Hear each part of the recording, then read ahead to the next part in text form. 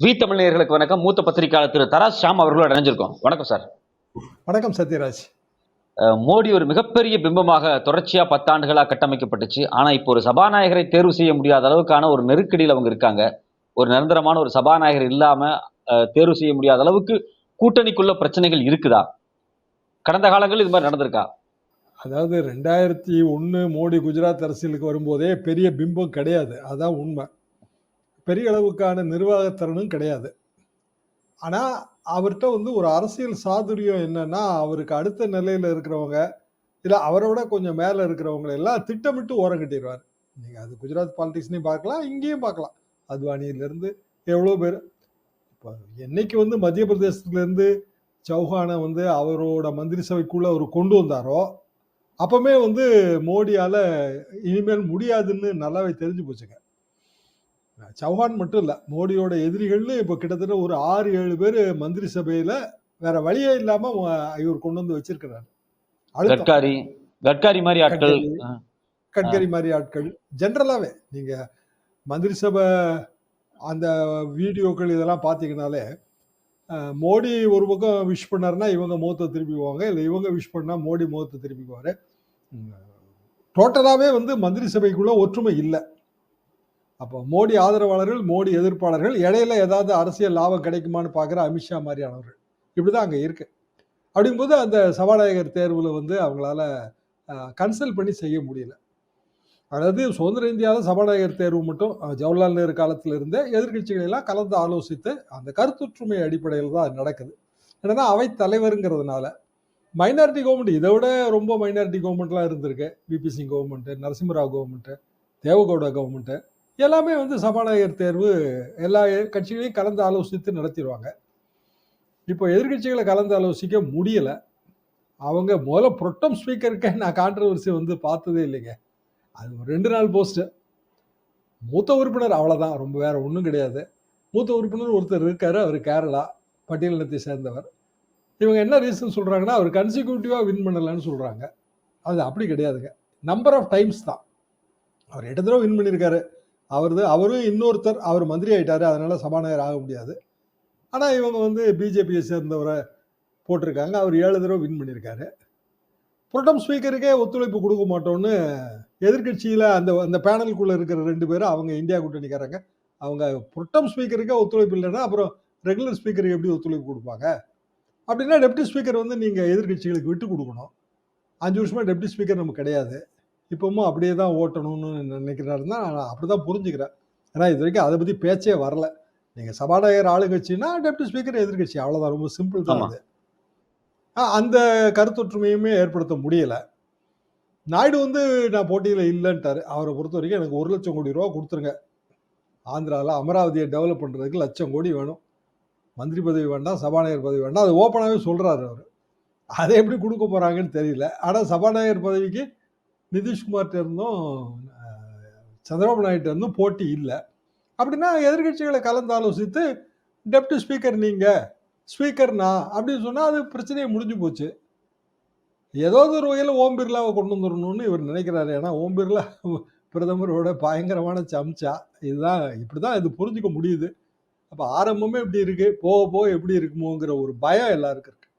இப்ப நீங்க சொல்றதுல இருந்து பார்த்தா கூட்டணி கட்சிகளாலதான் ஒரு நெருக்கடி வரும் அப்படின்னு தொடர்ச்சியா பேசப்பட்டு இருக்கும்போது, நீங்க உள்ளேயே அமைச்சரவைக்குள்ள கேபினெட்டுக்குள்ளேயே பயங்கர முரண்பாடுகள் இருக்கு அப்படின்னு சொல்றீங்க. அப்ப இந்த வரக்கூடிய தேர்தல் வருது இல்லைங்களா சார்? இப்போ ஹரியானா பிளஸ் மகாராஷ்டிரா தேர்தல்லாம் அக்டோபர்ல வருதுன்னு நினைக்கிறேன். இப்ப இது மாதிரியான தேர்தல்கள்ல பிஜேபி பின்னடைவை ஏற்பட்டுச்சு அப்படின்னா அவரை வெளியே போக சொல்லி உள்ள இருந்தே பிரஷர் வருமா சார்?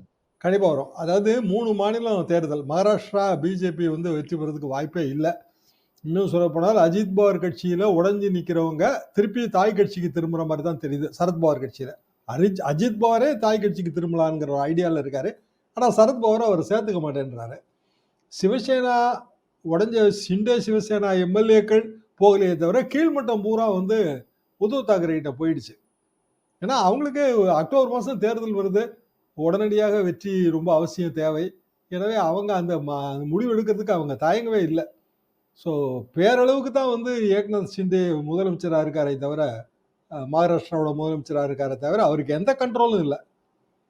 ஏக்நாத் ஷிண்டேவே விட்டா போயிடுவாரு. ஆனால் அவருக்கு அது கௌரவம் இடிக்குது.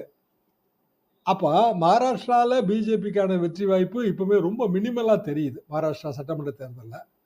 ஹரியானால பல குழப்பங்கள் இருக்கு. அந்த வரிசையா தேவிலால், லால் ஃபேமிலி இருக்குங்க. எல்லாரையும் உள்ள சேர்த்தாங்க பிஜேபி. இப்போ வந்து அங்க ஒரு பிராமின் லீடர் இருக்காரு. அவர உள்ள சேர்க்கணும்னு முயற்சி பண்ணிட்டு இருக்காங்க. அதாவது ஹரியானால எப்படியாவது ஜெயிக்கணுங்கிறதுக்காக ஹரியானா பாலிடிக்ஸ்ல பிஜேபி புதுசா ஆள உள்ள கொண்டு வராங்க. பிராக்டிகல் ப்ராப்ளம் இதுல என்ன வருது அப்படின்னா, இந்த புதியவர்களுக்கு டிக்கெட் கொடுத்ததுனால தான் பிஜேபி தோத்துருச்சுன்னு ஆர்எஸ்எஸ் நினைக்குது. உத்தரப்பிரதேசம் இங்க எல்லாமே புதுசா கட்சி மாறி வந்தவங்களுக்கு கிட்டத்தட்ட 103 பேருக்கு டிக்கெட் கொடுத்திருந்தாங்க போன மக்களவை தேர்தல்ல. 103 பேர்ல பெரும்பாலானோர் வந்து வெற்றி வாய்ப்பை இழந்தார்கள். காரணம் பிஜேபியோட கேடரே அவங்களை சப்போர்ட் பண்ணல. அப்ப அதே நிலைமை தான் ஹரியானாலையும் ஏற்படும். ஹரியானால இப்ப ஆட்சிக்கு மெஜாரிட்டி கிடையாது. கவர்னர் தயவுல தான் அந்த ஆட்சி ஓடிட்டு இருக்கு. ஜூலை மாசத்துல இருந்து தேர்தல் நோக்கி தான் போகுது. இது ஜூனு. ஜூலை எண்டுக்குள்ள அவங்க போட்டாகணுங்க. ஏன்னா வரிசையா வருது. Jharkhand problem, Haryana problem, Maharashtra problem. So முதல்ல மகாராஷ்டிரா தேர்தல் வந்தால் செகண்ட் ஹரியானாவோ ஜார்க்கண்டோ வந்தாகணும். எல்லாமே இந்த வருஷ கடைசிக்குள்ளே முடிச்சாகணும். அதுபடி டெல்லி தேர்தல் இருக்கு. இன்னைக்கு அரவிந்த் கெஜ்ரிவாலோட அந்த ஜாமீன் மனு ரத்து விவகாரம் சுப்ரீம் கோர்ட்டுக்கு வருது. அப்படியான ஒரு முடிவு எடுக்கிறதுக்கே வந்து டெல்லி நீதிபதிக்கு அதிகாரமே இல்லைங்க. அதாவது பெயில் ஆர்டருங்கிறது என்னன்னா, ஒரு கீழமை நீதிமன்றம் மெரிட் பேசிஸ்ல பெயில் கொடுக்குது. சில நேரங்களில் மெடிக்கல் பேசிஸ் பெயில் கொடுத்தாச்சு. ஆனா அந்த பெயில் ஆர்டர் இஷ்யூ ஆகிறதுக்கு முன்னாடியே பெயில் ஆர்டரை நிறுத்தி வச்சிருக்காங்க டெல்லி உயர் நீதிமன்றம். அதாவது பெயில் ஆர்டரை லைவ் டிக்டேஷன் பண்ணார் அந்த நீதிபதி, பெண் நீதிபதி. அவர் பேர் நியாய பிந்து, செஷன்ஸ் நீதிபதி. லைவ் டிக்டேஷன் பண்ணார். லைவ் டிக்டேஷன் பண்ணும்போது யாரும் இன்ஃப்ளூயன்ஸ் வந்துடக்கூடாதுன்னு தான் பண்ணியிருக்காருன்னு நான் யூகிக்கிறேன். பெயில்னு ஆகிப்போச்சு. மறுநாள் ரிட்டர்ன் ஆர்டர் கொடுக்கறதுக்கு மறுநாள் ஆகும். மறுநாள் ரிட்டர்ன் ஆர்டர் கொடுத்த பிறகு தான் நீங்கள் கோர்ட்டு அது நிபந்தனைகளை எல்லாம் நிறைவேற்றி சிறைச்சாலைக்கு போய் ஆர்டர் காப்பி நிபந்தனைகளை நிறைவேற்றினதுக்கான அத்தாட்சியெல்லாம் காட்டி பெயிலில் எடுத்துகிட்டு வர முடியும். வழக்கமான நாங்களும் எல்லா கட்சிக்காரங்களுக்கும் அப்படி தான் பண்ணோம். அப்போ பெயில் ஆர்டர் வெறும் லைவ் டிக்டேஷனை வச்சு வந்து கோர்ட்டுக்கு போகிறாங்க. கோர்ட்டுக்கு போய் கோர்ட் வந்து அதுக்கு ஸ்டே கொடுக்குது, அதாவது நிறுத்தி வைக்குது. ஸ்டேன்னு கூட சொல்ல முடியாது, டெம்பரரிலி வித்ஹெல்ட் ஆப்ரேஷன், அப்படிதான் நம்ம அதை எடுத்துக்கிடணும். அப்படியான ஒரு அதிகாரம் கிடையவே கிடையாது. பெயிலில் வந்து அதுக்கு பிறகு பெயிலை கேன்சல் பண்ண சொல்லி கன்சர்ன்டு புலனாய்வு அமைப்பு சுப்ரீம் கோர்ட்டுக்கு போய் பெயில் கேன்சலேஷன் ஏன் பண்ணக்கூடாதுன்னு எதிர்த்தரப்புக்கு நோட்டீஸ் அனுப்பி அதில் ஆர்குமெண்ட் ஆகி இப்படி தாங்க பெயிலை கேன்சல் பண்ணவே முடியும். பெயில் ஆர்டர் ரைட்டிங்கில் இல்லாத பெயில் ஆர்டரை நிறுத்தி வச்சதெல்லாம் சுதந்திர இந்தியாவில் நடக்கவே நடக்காது. எனவே உச்சநீதிமன்றம் இன்னைக்கு ஏதாவது ஒரு முடிவு அதில் எடுத்தே ஆகணும்.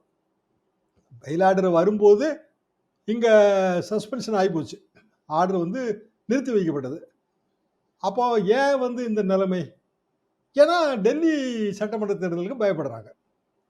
சரி, டெல்லியில் 7 தொகுதியில் பிஜேபி ஜெயிச்சிருக்குல்ல, அப்போ தைரியமாக தானே இருக்கணும். ஏன் தைரியமாக இல்லை? ஏன்னா அந்த ஓட்டு சதவீதத்தை பார்க்கும்போது அது புரியுது.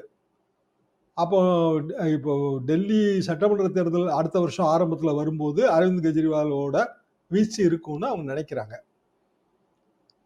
அப்போ பிஜேபி தலைநகரில் ஆட்சியை இழக்கக்கூடிய ஒரு சூழல் இருக்கு. ஏற்கனவே மகாராஷ்டிரா, ஹரியானா, ஜார்க்கண்ட்ல பிரச்சனை இருக்கு.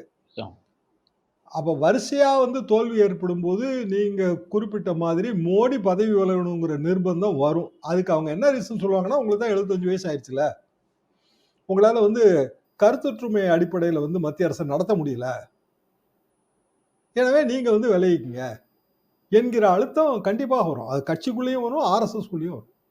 உங்களுடைய நேரத்துக்கும் விரிவான கருத்துக்கு ரொம்ப நன்றி சார்.